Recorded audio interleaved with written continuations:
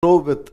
See, what happens is the first few answers that you write almost builds the mindset of the evaluator on how they see the rest of the answer paper. So when you get your first few answers, which you're thoroughly sure about, and when you get that right and you earn the excitement of the one who is evaluating your answer paper, then the entire flow of how they correct the rest of the answer paper dramatically changes. So ensure that when you go through, maybe you'll start with the 20-mark questions, 5-mark questions, 2-mark questions. Depends on where you are reasonably confident, but ensure that the first few answers in your answer paper are the best answers that you believe you can present, and it makes an enormous amount of difference. 5, very important. After you finish an exam, please do not discuss your answers with your classmates. Please do not discuss your answers when you come back home. Please do not discuss your performance with your tuition teachers, because you cannot do anything about the exam that you have already written. Any discussion on the subject which demoralizes you, maybe you realize that here you made a mistake or here you had a goof, can emotionally affect you so much. Nothing can be done about the examination that's already over. So much can be done about the next examination. But when you get emotionally drained about a performance that is already over, it will show up on your subsequent performance. I always tell people, yesterday was over yesterday. Draw a line to your past. The examination that you have just finished is over.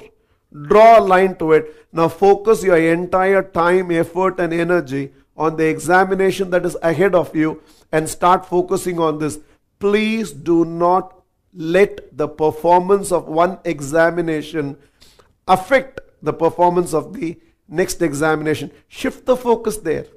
Maybe you went thinking you will get centum. Maybe now you realize you made one careless mistake and it's only going to be 99.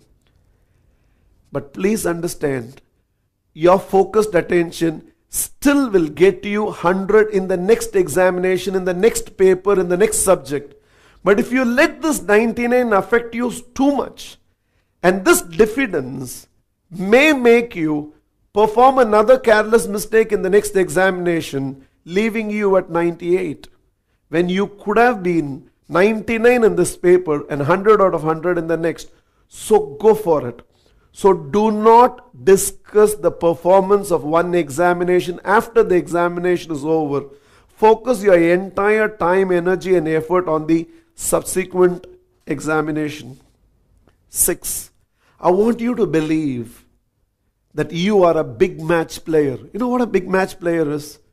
Ask most of the top performers and all of them will say, beyond how I performed in my midterm exams, quarterly exams, revision test, my best came out actually in the final exams. These are called big match players. Some of the best cricketers in the world, greater the occasion, better their performance. I want you to start believing you are a big match player. And the more and more you start believing you're a big match player, you will not think that your performance in these examinations are going to be related to how you performed in the earlier examinations, but you will surpass your own expectations. Your past is not equivalent to your future. So I want you to program yourself with all the confidence.